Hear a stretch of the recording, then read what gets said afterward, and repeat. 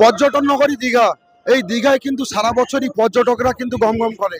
তার উপর পুজোর সময়, এই পুজোর সময় দীঘা সার্বজনীন দুর্গা ও লক্ষ্মী পূজা কমিটি তারা কিন্তু এবার তাদের যে পুজোর থিম, সেই থিম হিসাবে তুলে ধরেছে মায়াপুরের মন্দির।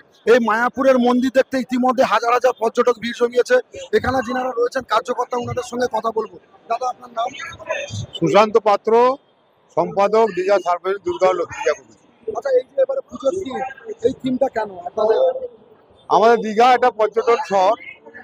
এখানে মাননীয় মুখ্যমন্ত্রী মমতা ব্যানার্জি এটা জগন্নাথ মন্দির করেছেন। এখানে প্রচুর মানুষ আসছে জগন্নাথ মন্দির দেখার জন্য। তো যেহেতু পশ্চিমবাংলা একটা বড় মন্দির, আর একটা মন্দির হচ্ছে মায়াপুরের ইস্কন মন্দির। সেই জন্য জগন্নাথ মন্দির সঙ্গে মায়াপুরের একটা পাশাপাশি রাখার জন্য আমরা করেছি, যাতে দুটো মন্দির পাশাপাশি লোকে দেখতে পারে। পর্যটকরা কতটা আকৃষ্ট হচ্ছে এই মন্দিরে?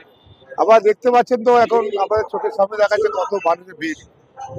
প্রতিদিনে প্রচুর পর্যটক আসছেন। গতকাল থেকে পর্যটক দীঘায় নেমেছে অনেক। আজকে সকাল থেকে প্রচুর পর্যটক দীঘাতে নেমেছে এবং অধিকাংশ মানুষ দেখবেন প্রায় 50% পর্যটক আছে এখানে।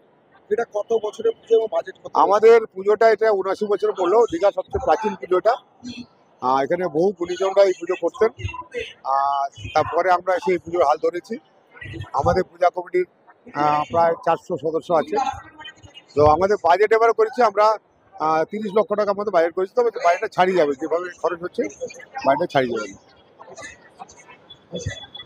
এই যে দীঘা সার্বজনীন দুর্গা এবং লক্ষ্মী পূজা কমিটি, এরা কিন্তু দীর্ঘ 79 বছর ধরে এই দুর্গা পুজো করে আসছে। প্রতিবারই তারা এই পর্যটন নগরীতে চেষ্টা করে কোনো নতুনত্ব থিম আনার। কিন্তু এবারে দেখা গেছে যে দীঘায় জগন্নাথ মন্দির হওয়ার পর থেকেই একটা আধ্যাত্মিক স্থান হিসাবে দীঘার পরিচিতি লাভ করেছে। সে কারণে আধ্যাত্মিক জায়গা হিসাবে কিন্তু ইস্কনের যে মায়াপুরের ইস্কনের মন্দির, সেই মন্দির এবার কিন্তু দীঘায় দুর্গাপুজোর থিম হিসাবে ব্যবহার করেছে।